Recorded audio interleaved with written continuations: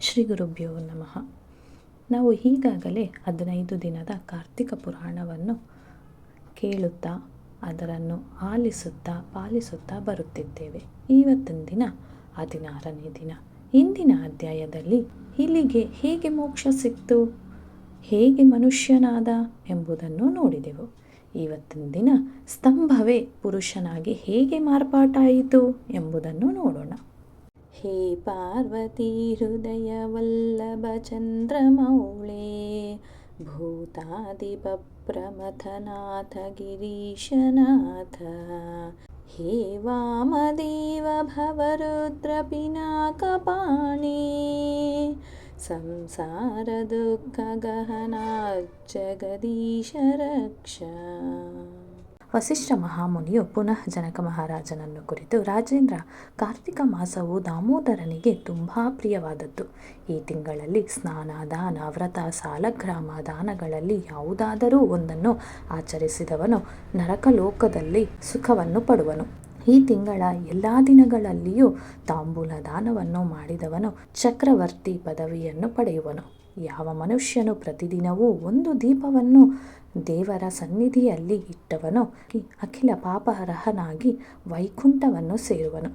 ಈ ತಿಂಗಳಲ್ಲಿ ಶುದ್ಧ ಪೌರ್ಣಿಮಾ ದಿನದಂದು ಯಾವನು ಸೂರ್ಯವನ್ನು ಉದ್ದೇಶಿಸಿ ನದಿ ಸ್ನಾನವನ್ನು, ವಿಷ್ಣು ದೇವಾಲಯದಲ್ಲಿರುವ ದೇವರ ಸನ್ನಿಧಿಯಲ್ಲಿ ತೆಂಗಿನಕಾಯಿಯನ್ನು ದಕ್ಷಿಣೆ ಸಹಿತ ತಾಂಬೂಲವನ್ನು ಕೊಟ್ಟವನಿಗೆ ಸಂತಾನ ಫಲವುಂಟು. ಈ ರೀತಿ ಸಂತಾನವುಳ್ಳವನು ಆಚರಿಸಿದರೆ ಆತನಿಗೆ ಸಂತಾನ ನಷ್ಟವಾಗದೆ ಆರೋಗ್ಯವೂ ಸದ್ಬುದ್ಧಿಯೂ ಉಂಟಾಗುವುದು. ಈ ತಿಂಗಳಲ್ಲಿ ಧ್ವಜಸ್ತಂಭದಲ್ಲಿ ದೀಪವನ್ನಿಟ್ಟವನು ವೈಕುಂಠವನ್ನು ಸೇರುವನು. ಹಾಗೆಯೇ ಆಕಾಶ ದೀಪಗಳನ್ನಿಟ್ಟು ಆನಂದವನ್ನು ಹೊಂದಿದವನು ಮಾಡಿದ ಪಾಪಗಳೆಲ್ಲವೂ ನಶಿಸುವವು. ಎಳ್ಳಿನಿಂದ ಮಾಡಿದ ದೀಪಗಳನ್ನು ಹಚ್ಚಿದರೆ ತುಂಬ ಒಳ್ಳೆಯದು, ಅದು ಇಷ್ಟಕರ ಪ್ರಿಯಕರವಾದದ್ದು.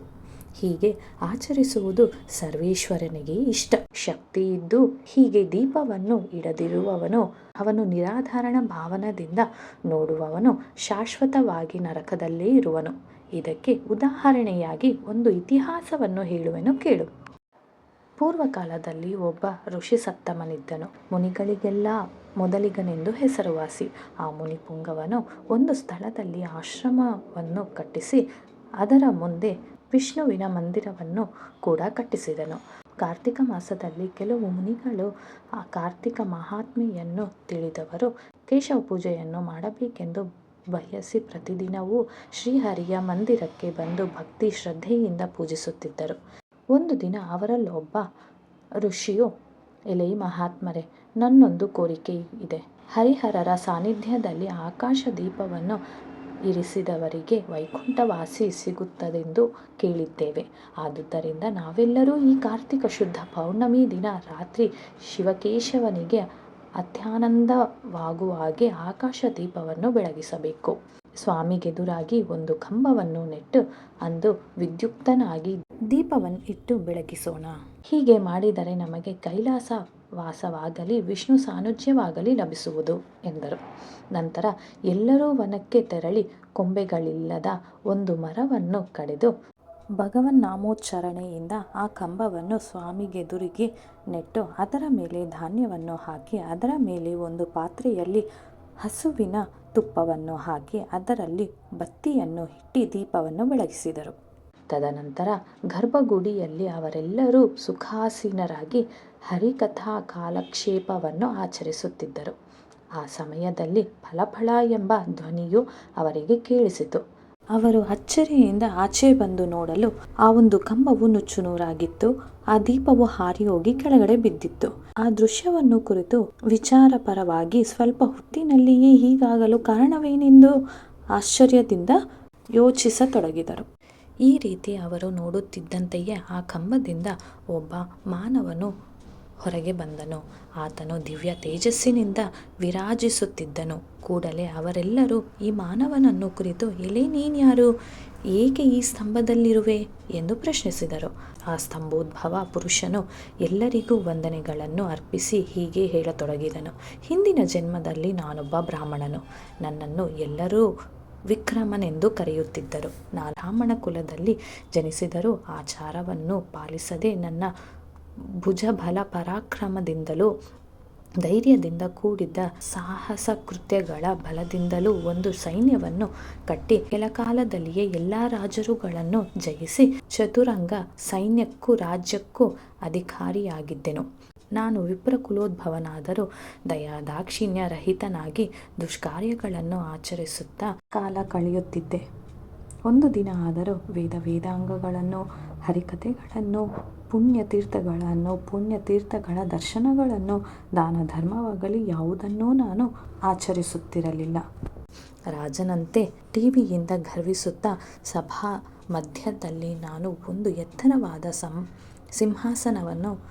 ಒಂದು ಎತ್ತರವಾದ ಸಿಂಹಾಸನವನ್ನು ನಿರ್ಮಿಸಿ ವೇದಾಂಗ ಪಾರಂಗತರಾದವರು, ಸದಾಚಾರ ಸಂಪನ್ನರು, ಸಜ್ಜನರು, ತಪೋನಿಷ್ಠಾಗರಿಷ್ಠರಾದವರು ಆದ ವಿಪ್ರವರ್ಯರನ್ನು ಚಾಪೆಯ ಮೇಲೆ ಕೂರಿಸಿ ಅವರಿಗೆ ಯಾವ ಮರ್ಯಾದೆಯನ್ನು ಕೊಡದೆ ನನಗೆ ಪಾದಾಕ್ರಾಂತರಾಗುವಂತೆ ಮಾಡಿದೆನು. ನಾನು ಪುಣ್ಯಕಾಲದಲ್ಲಿ ಯಾವುದೇ ಒಂದಾನೊಂದು ದಾನವನ್ನು ಸಹ ಕೊಡಲಿಲ್ಲ. ಪಂಡಿತರನ್ನು, ವೇದಾಂಗವನ್ನು ತಿಳಿದವರನ್ನು ನಿಂದಿಸುತ್ತಾ ನನ್ನ ಜೀವನವನ್ನು ಕಳೆದೆನು.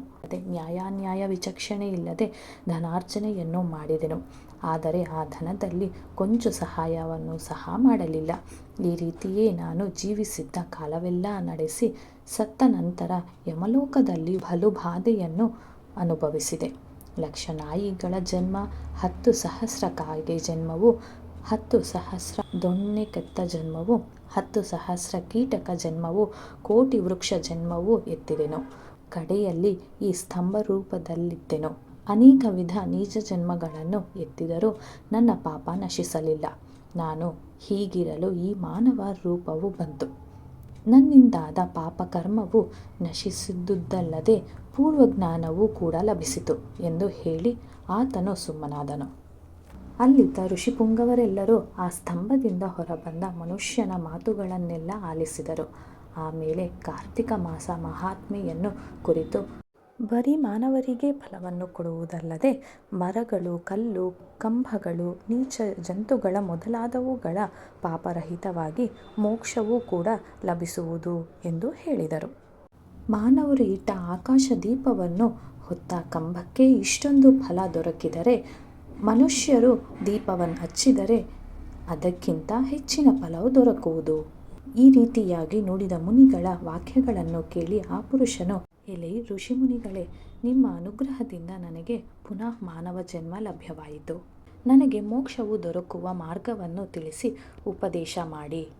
ಮಾನವರಿಗೆ ಹೇಗೆ ಕರ್ಮಬಂಧ ಉಂಟಾಗುವುದು, ಅದರಿಂದ ಹೇಗೆ ಬಿಡುಗಡೆ ಹೊಂದುವುದು, ಮುಕ್ತಿ ಸಾಧನವಾದ ಜ್ಞಾನವು ದೇಹಾಭಿಮಾನಿಯಾದ ಜೀವಾತ್ಮನಿಗೆ ಹೇಗೆ ಸಿದ್ಧಿಸುವುದು? ಮಹಾನುಭಾವರೇ, ನನ್ನ ಈ ಪ್ರಶ್ನೆಗಳಿಗೆ ಉತ್ತರವನ್ನು ಕೊಟ್ಟು ನನ್ನನ್ನು ಕೃತಾರ್ಥಕರನ್ನಾಗಿ ಮಾಡಿರಿ ಎಂದರು. ಆಗ ಅಲ್ಲಿರುವ ಎಲ್ಲ ಋಷಿಮುನಿಗಳು ಅಂಗೀರಸ ಹೆಸರನ್ನು ಹೇಳಿದಾಗ ಅಂಗೀರಸರು ಮುಂದೆ ಬಂದು ಈ ಒಂದು ಪ್ರಶ್ನೆಗಳಿಗೆ ಉತ್ತರವನ್ನು ಹೇಳತೊಡಗಿದರು. ಕೈಲಾಸ ಶೈಲ ವಿನಿವಾಸ ವೃಷಾ ಕಪೇಹೇ ಮೃತ್ಯುಂಜಯ ತ್ರಿನಯನ ತ್ರಿಜಗನ್ನಿವಾಸ ನಾರಾಯಣ ಪ್ರಿಯಂ ಮಹಾಪಹ ಶಕ್ತಿನಾಥ ಸಂಸಾರ ದುಃಖ ಗಹನಾ ಜಗದೀಶ ರಕ್ಷ. ಸ್ಕಾಂದ ಪುರಾಣಾಂತರ್ಗತ ಕಾರ್ತಿಕ ಪುರಾಣದಲ್ಲಿ ಸ್ತಂಭವೇ ಪುರುಷನಾಗಿ ಮಾರ್ಪಾಡಾದದ್ದು ಎಂಬ 16ನೆಯ ಅಧ್ಯಾಯವು ಮುಗಿಯಿತು. ಮುಂದಿನ ಅಧ್ಯಾಯದಲ್ಲಿ ಅಂಗೀರಸರ ಉತ್ತರಗಳನ್ನು ನೋಡೋಣ. ಶ್ರೀ ಗುರುಭ್ಯೋ ನಮಃ.